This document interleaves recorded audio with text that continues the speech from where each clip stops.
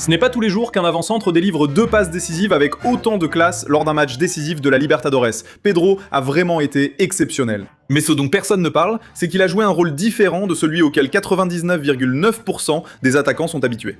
Contre Cruzeiro au Maracanã, pour moi, Pedro a été plus un numéro 10 qu'un numéro 9.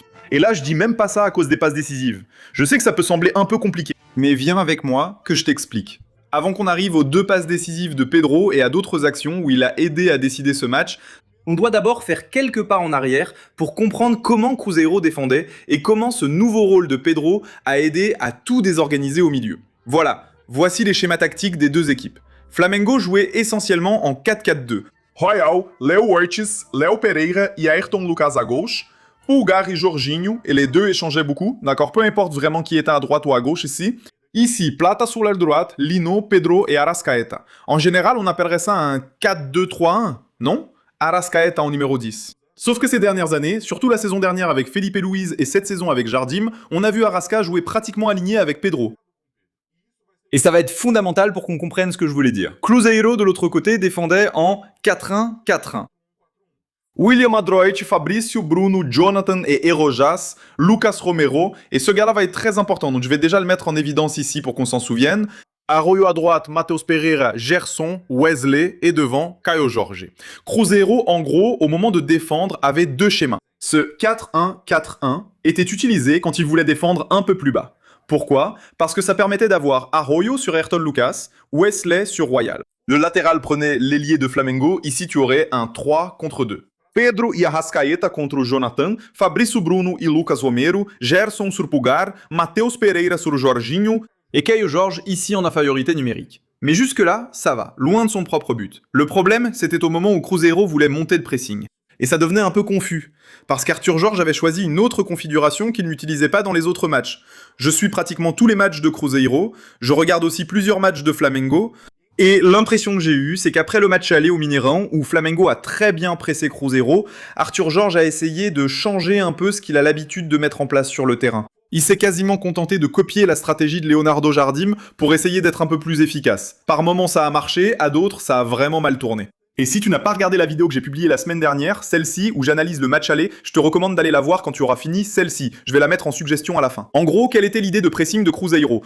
D'accord? Il quittait ce 4-1-4-1 et plaçait Caio Jorge sur Léo Ortiz, Matheus Pereira sur Léo Pereira, et il surchargeait Gerson ici avec 2 joueurs. Théoriquement, Romero pourrait monter, non? Mais ça laisserait un contre 1 derrière, donc il retenait un peu plus Romero. Et Gerson restait ici, partagé entre Jorginho et Pulgar. Ceux qui ont vu la vidéo de la semaine dernière savent que Jorginho jouait ce rôle. Il se partageait entre Mateuzinho et Gerson. Quand on met le ballon ici sur le terrain, quelle était l'idée? Flamengo allait jouer de ce côté, du côté gauche, Gerson allait sur Jorginho. S'il jouait du côté droit, Gerson allait sur Pulgar. Et avec ça, il devenait difficile de trouver le milieu défensif libre à l'intérieur. Sauf qu'il y a un petit problème avec ça, et ce n'est même pas dans la partie la plus avancée du terrain. Quand on regarde ici derrière, le plus naturel pour Romero, en tant que sentinelle, c'est de suivre le numéro 10 de Flamengo. Et le 10, comme tout le monde en a toujours eu l'habitude, c'est Arrascaeta. Mais c'est là que réside la magie du nouveau rôle de Pedro. Qu'est-ce qui se passait? Arrascaeta plongeait comme un numéro 9 et emmenait Romero avec lui. Alors un très grand espace s'est créé entre les lignes de Cruzeiro. Et qu'est-ce que Pedro faisait? Il redescendait comme un numéro 10. En pratique, il y avait 3 joueurs de Cruzeiro retenus ici, en profondeur uniquement par Arrascaeta, et Pedro avait du temps et de l'espace pour créer à l'intérieur. Qui jouait comme numéro 9? Arrasca, Plata et surtout Samuel Lino, qui prenaient beaucoup la profondeur dans le dos de la défense, pendant que Pedro était le grand meneur de jeu. Regardons un peu comment cela s'est passé sur le terrain. Regardez, cette première action ici est très intéressante à comprendre, et Cruzeiro joue plutôt en 4-1-4-1. Regardez, Matheus Pereira ici sur Jorginho, Gerson ici sur Pulgar, et quand Caio Jorge se retrouvait face aux 2 défenseurs centraux, les défenseurs avaient généralement beaucoup d'espace pour avancer avec le ballon. Caio Jorge n'est pas vraiment un joueur qui presse beaucoup, et Léo Ortiz et Léo Pereira sont d'excellents joueurs balle au pied, donc s'ils ont de l'espace pour avancer, ils vont le faire. Regardez, même Jorginho fait signe ici à Ortiz d'avancer avec le ballon. Il va gagner cet espace, et Gerson est un peu obligé de lâcher Pulgar pour venir ici à l'intérieur. Mais pour moi, le principal point à souligner, c'est ce moment ici. Regardez. Regardez Arrasca bien avancé, attaquant le dos de la défense et retenant pratiquement Lucas Romero, qui avait l'habitude de marquer. Le numéro 10 de Flamengo, n'est-ce pas? Donc si le numéro 10 s'est enfoncé, Romero va aussi s'enfoncer. Mais si Romero s'est enfoncé, regarde qui reste ici. Pedro, en numéro 10, justement, dans ce trou au milieu de la défense de Cruzeiro, et ce serait une excellente opportunité.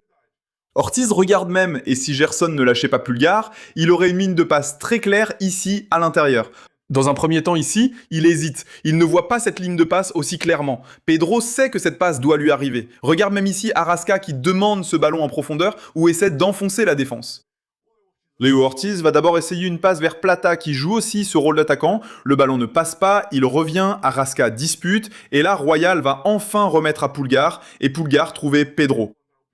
Et c'est ce scénario dont je parle. La défense est enfoncée, regarde comment Romero s'est déplacé sur le côté avec De Arrascaeta, et Pedro est libre à l'intérieur. Il contrôle, change de couloir, Ayrton Lucas, et ici Pedro est bien plus organisateur que passeur. Il organise, Ayrton Lucas a de l'espace, tente la frappe de loin, mais ça ne donne rien. Mais ça, c'est un premier indice de ce que Pedro préparait sur le terrain. Et il y a plus, encore une action ici. Regarde, Romero est bien en profondeur, il suit beaucoup plus Plata, Lino et De Arrascaeta. D'ailleurs, regarde les trois ici, bien enfoncés.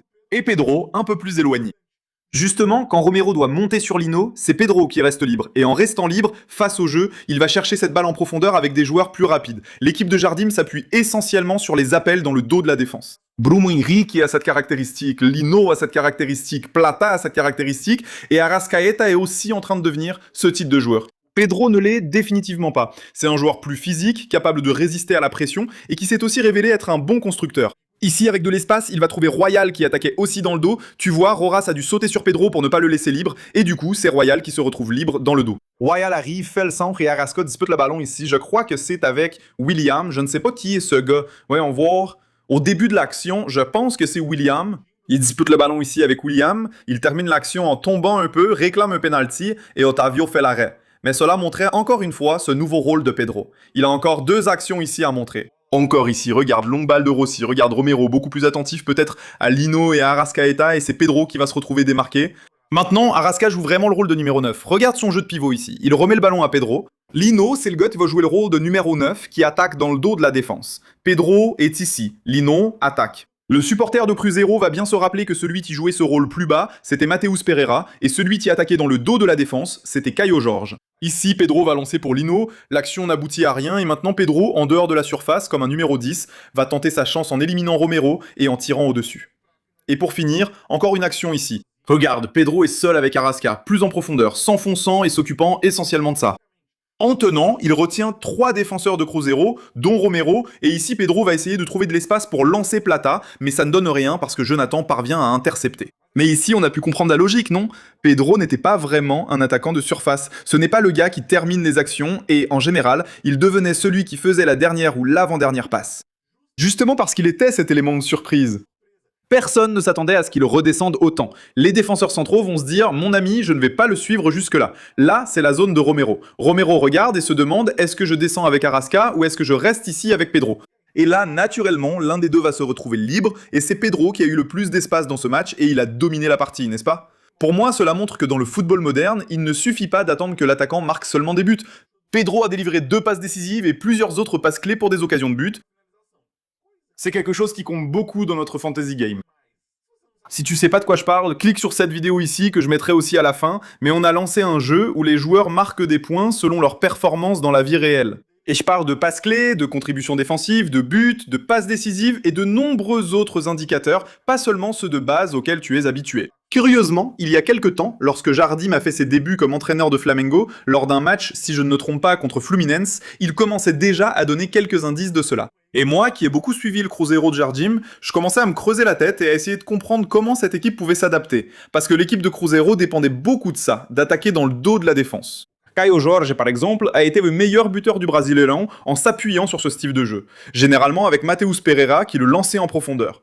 Et quand je regardais Flamengo, il n'y avait pas ce numéro 9 capable d'attaquer la profondeur, mais il y avait un numéro 10 qui savait faire ce type d'appel. Et justement dans cette vidéo, je disais comment Samuel Lino pourrait être un élément de surprise. Être une sorte de Caio Jorge, et tandis que Pedro devrait être plus un constructeur. Ce n'est pas du premier coup que l'action va se dénouer, Pulgar va essayer une autre alternative, et encore une fois, ce même mouvement. Regarde, le ballon arrive à Pedro qui va attirer 2 défenseurs, va capter l'attention de la défense, et Samuel Lino, à contre-pied, va s'infiltrer. Il entre encore dans la surface, parvient à tenter sa chance, mais il est très bien contré ici par James.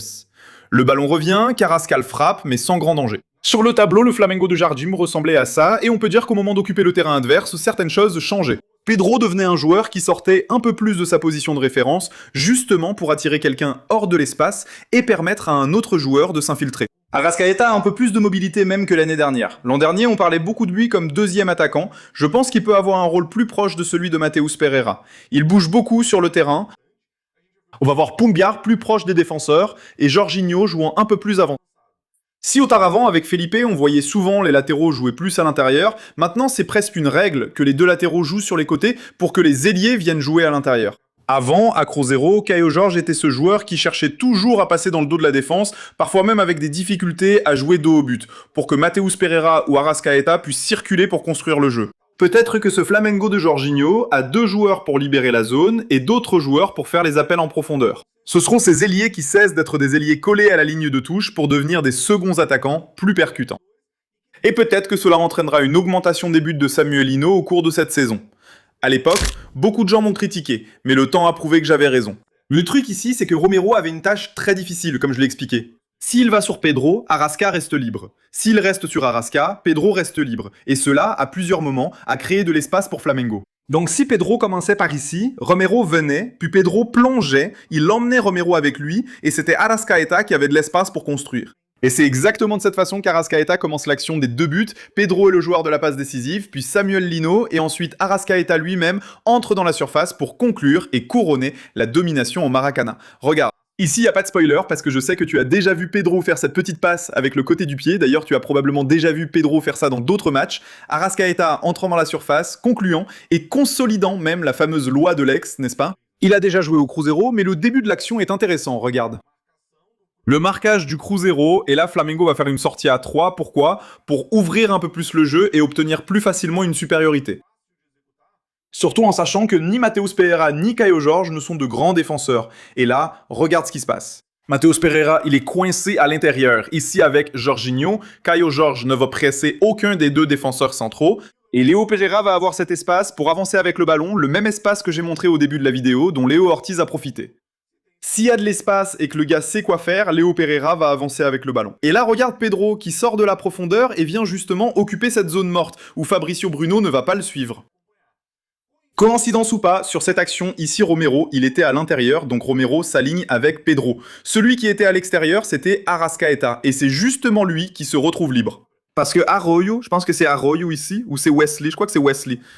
Il suit le latéral, en fait, je pense que c'est Arroyo. Il suit Ayrton Lucas, William garde un œil sur Samuel Lino à l'intérieur, et Romero ne se décale pas sur le côté, parce qu'il va suivre Pedro, donc c'est Arrasca qui se retrouve libre, il avance, regarde Romero, il suit Pedro, Pedro freine sa course. Son objectif n'est pas d'attaquer la profondeur, c'est justement d'exploiter un autre espace. Balle sur Pedro, ils savent que la défense va monter et qu'elle va être hypnotisée par le ballon. Arrasca fait la passe, Pedro fait la talonnade, il reçoit dans l'espace libre parce que Fabricio Bruno ont été entraînés par Lino. Et là, William s'est laissé emporter par la combinaison de Pedro. Avec Arrasca, le ballon lui revient et même si la probabilité de but n'est pas très élevée, la qualité d'Arrasca est vraiment grande. Ils ouvrent le score ici en première mi-temps, le deuxième but ressemble beaucoup au premier aussi. Regarde, Flamengo construit l'action et on va déjà voir ici quelques dynamiques. Cette fois, c'est Samuel Lino un peu plus bas et il attire William. Samuel Lino, Arrascaeta et Pedro changeaient tout le temps de position, ce qui embrouillait beaucoup le marquage de Cruzeiro. Maintenant, William va devoir jouer le rôle de Romero, Fabricio Bruno va un peu devoir jouer le rôle du latéral, et cela va ouvrir quelques espaces. Pedro, plus en profondeur, est marqué par Romero, c'est-à-dire qu'il a réussi à faire reculer Romero, et s'il a été le numéro 9 maintenant, il y aura de l'espace pour que d'autres joueurs soient le numéro 10. Au début, Lino, le ballon revient, Lino va plonger, et c'est Arrascaeta qui descend, Fabricio Bruno hésite, je ne vais pas suivre Arrascaeta jusque-là devant, sinon ça va créer un espace trop grand ici. En défense, Arrascaeta se retrouve libre, il reçoit, William le signale, il y a un changement de marquage à tout moment, et Jardim favorise beaucoup cela. Arrasca reçoit, et il va presque jouer comme un milieu défensif, pour que Pedro soit le numéro 10, maintenant, avec Romero très bas, suivant Pedro, c'est Arrasca qui a cet espace. Balle pour Pedro. Pedro en numéro 10. Il fait la passe à Lino en numéro 9. Entre guillemets, il va couper ici. William, qui arrive en retard, frappe et marque le but qui qualifie Flamengo pour les quarts de finale de la Libertadores. Jornal atual.